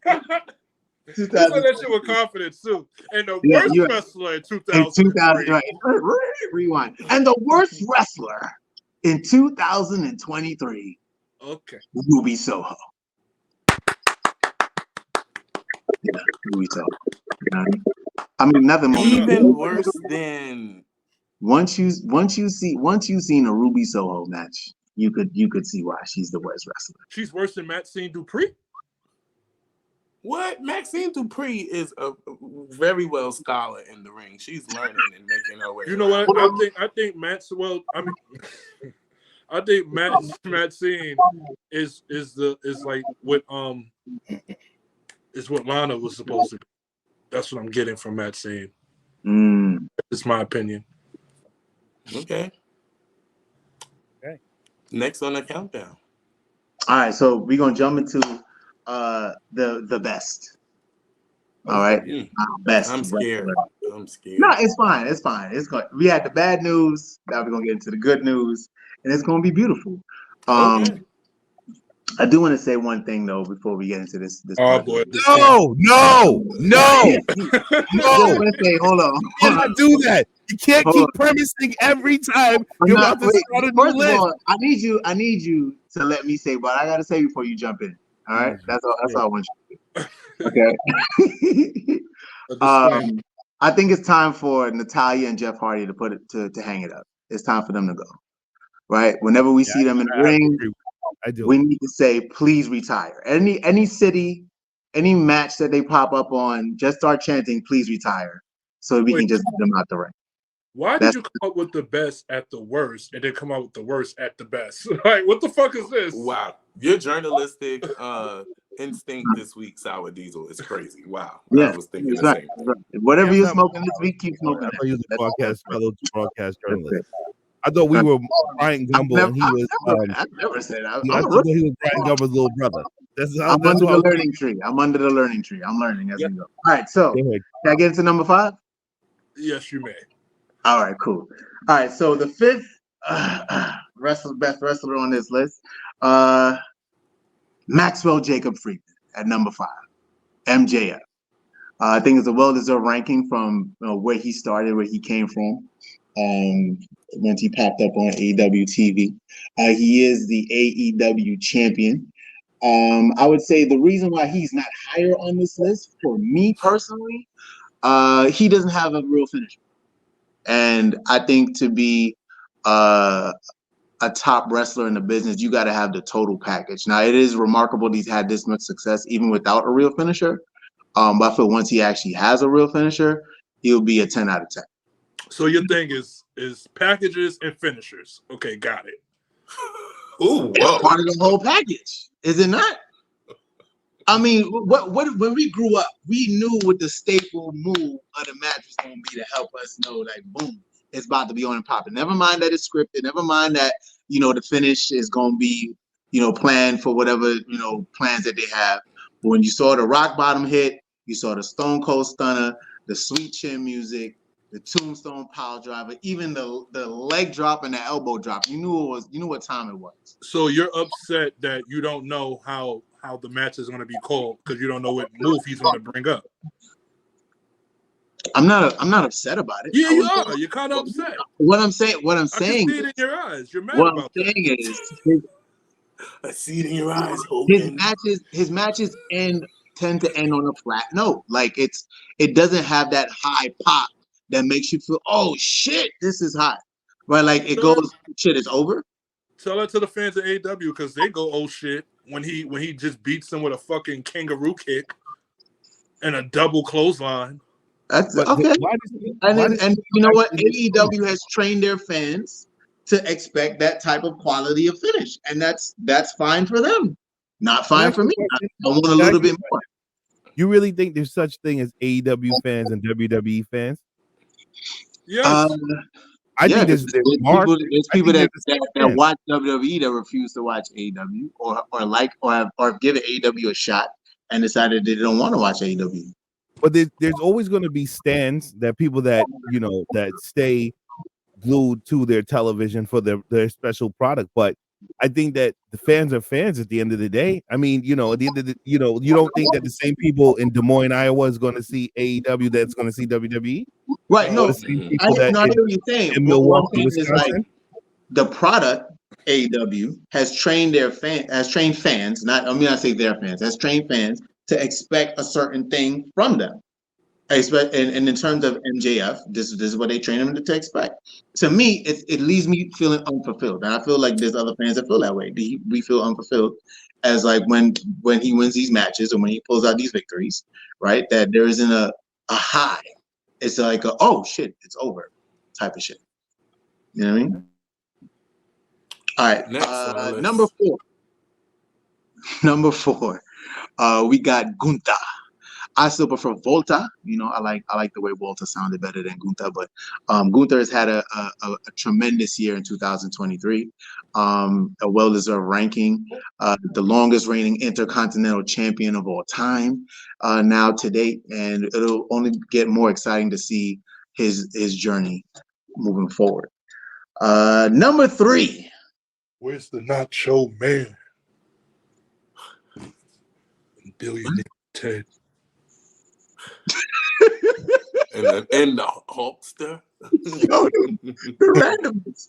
All right, the number three wrestler in 2023 is Seth Rollins.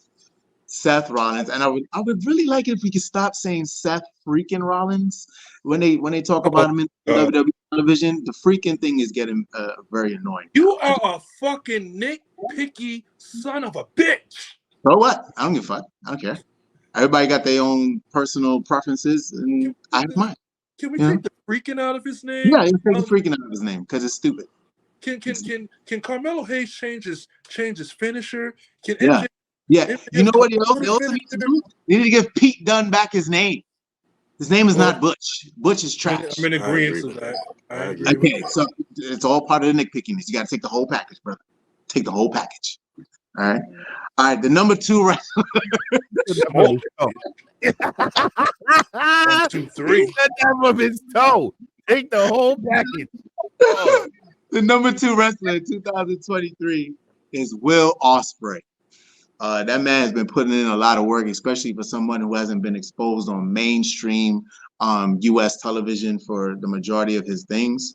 right? So I personally, How many matches have he had in I'm just wondering. I'm just seriously just wondering.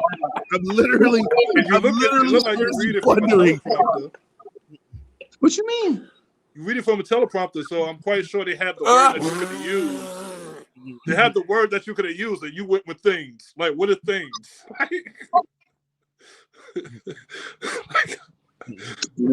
And you say I'm nitpicky.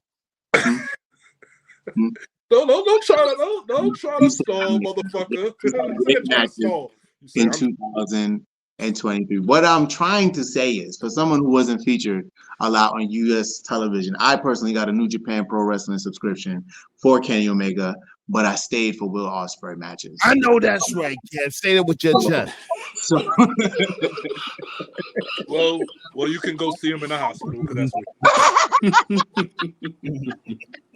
Yo, random is visiting hours are almost about over. Mm-hmm. So Will Ospreay put in a lot of work, and I think it's well deserving to be in the top 5 ranking and coming in at number 2. But the number one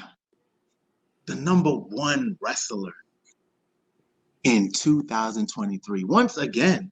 Let's go. It's definitely my boy. Okay, the only one. Mm-hmm. The tribal chief, the reigning, defending, no. undisputed. I didn't even know the man really. Did not even work for it. What? Roman fucking Reigns? Are you fucking kidding me? Right. You're bugging. You're bugging. The number one wrestler, ladies and gentlemen, best wrestler of 2023 is Dirty Dom. Okay? Right. Exactly. He had more matches than fucking Roman. Yes, he did. Talking about. Excuse me. That's right. We're going with quality over quantity, sir. Yeah. Okay. Yeah. Quality. Yeah. I will give Dominic Mysterio this. If you want to talk about quality, improved award, Dominic Mysterio gets the most improved award. However, still the number one wrestler, there's still a wrestler that puts the butts in the seats, is Roman Reigns. We all know this. We've said this many times on this show. But if he's putting the butts in the seats, I just this is a fair question. How many PLEs did he work this year? Wasn't butts in the seats at the other ones? Quality over quantity, bruh. He's already run us in over 1,200 days as champion. He done ran us down. He ain't number one. Who is? If he ain't number one, who is? That makes him the best wrestler because he was the champion for 12 No, because his matches are electric. And then you're basing it off for 23. That's the main for this year. The only two best matches he really had this year was with Cody and Sammy. That was it. Well, the matches that was really good that he had. Everybody has their opinion.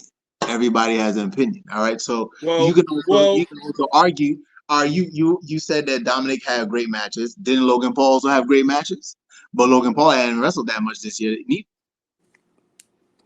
He also wasn't on your list, and he's a good wrestler. Yeah, so I don't know why. I don't know. He's gonna be top 5 if I had a longer list. Yeah. Well, I don't understand. That didn't make no sense, brother.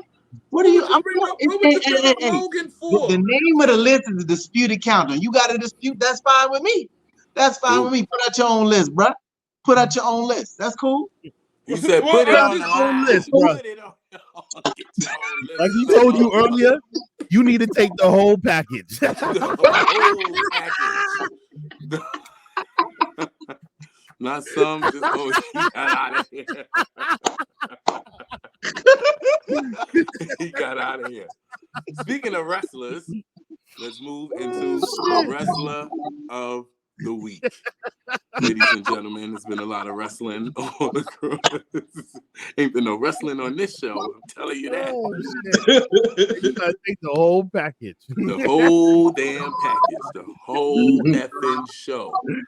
So, Kings, Sour Diesel, I'm gonna start with you. Who's your wrestler of the week? My wrestler of the week is the guy from Australia, Blackwell, Australia. I just said Australia. Big Big Bronson Reed.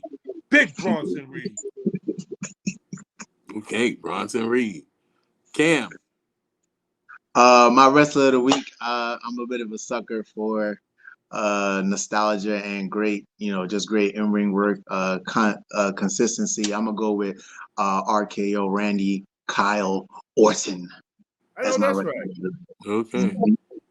Oh, you understood what the K stands for. Big deal. Mashout, your wrestler. I'm gonna go with my wrestler this week is Masquerade Cam. Because the fact that he had me busted out laughing and had me rolling when he said, "Yo, you got to take the whole package, brother." I think that was my and then and then honorable mention, Big Daddy Cool Sour Diesel also as my wrestler of the week as well. I ain't no goddamn honorable mention after him. He gotta come after me.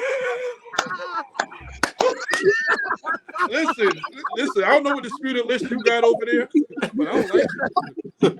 I'm gonna burn this shit. Okay, tear it up. So those are my two wrestlers of the week. All right, Sour Diesel, Masquerade Cam, y'all. The rest, Mashout's wrestlers of the week. Mine, I think I'm gonna have a little bit of need for the Creed. I'm gonna go with two people, and it is the Creed brothers. I am very impressed with their come up on the main roster. Well. I like how they transitioned from NXT. I like how they are making a peak and making an interest in tag team wrestling again. So both of them are my wrestlers of the week. With that being said, we're going to go into a final word. My brothers, Masquerade Cam, what is it you want to tell the people before we get up out of here? It's the last time you can say it for the season. What you got to tell them? I just like to know, are you feeling oozy? That's all I want. Okay. Are you feeling oozy when you open the packages? Are you feeling oozy when you say your grace? Are you feeling oozy when you take a shot? Are you feeling oozy when you take a pull? That's all I want to know. All right, so stay happy. It's the holiday season. Stay joyful. You know what I mean? Right. Enjoy your life and love upon your loved ones. That's all I got to say, baby. Do it. Love the one you're with. Take the whole package. Yeah.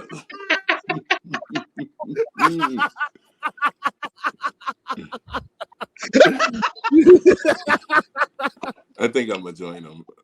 No. Listen. Whew. Oh man, this is a funny show today. All right, well, since they're both off, I guess I'll go. Nah, go ahead, Sour Diesel. Any last words? My final thought is, may your next year be better than your this year. I hope to see y'all next year. Hope to hear y'all. Like they said, love up on your loved ones, love who you with, and that's it. That's what's up. All right, Mashout. Listen, it's been one hell of a season. I'm happy. I love doing the show tonight. You made it all worthwhile because the tears have been coming through my eyes the whole damn show tonight. So it's been an amazing season. Do remember to continue to like, share, and subscribe all our videos and wherever you get your local podcast from. We're going to do it bigger and better next year for 2024. I'm excited. The team is ready to go. We geared up. You know what I mean? I want to wish everybody a blessed holiday season and a blessed new year. And we'll see you at the top. All right? Love the one you're with. And you got to take the whole package. We'll take the whole goddamn package. I'm going to sign us off. I, too, want to commend everyone who tuned in, new listeners. If you never tuned in to us and you tuned in to us and you like us, you subscribe, you share, you let us know what you think of the show. We gladly appreciate you. I want to wish everyone a very, very happy holiday. And with that, I'm going to leave y'all with a random thought. Everybody likes a little joy. No one likes a little bit of pain. We all need a little bit of rain sometimes in life. Let's live life a little bit more happy and accept all of it. I was about to say that. Like sunshine. Like sunshine and rain. Right? So we want y'all to, have a great holiday. We love you all. Thank you for tuning in. This has been another episode of the Three Amigos Podcast Show, and we are out. We under 2 hours. We made it under 2 hours. Vroom.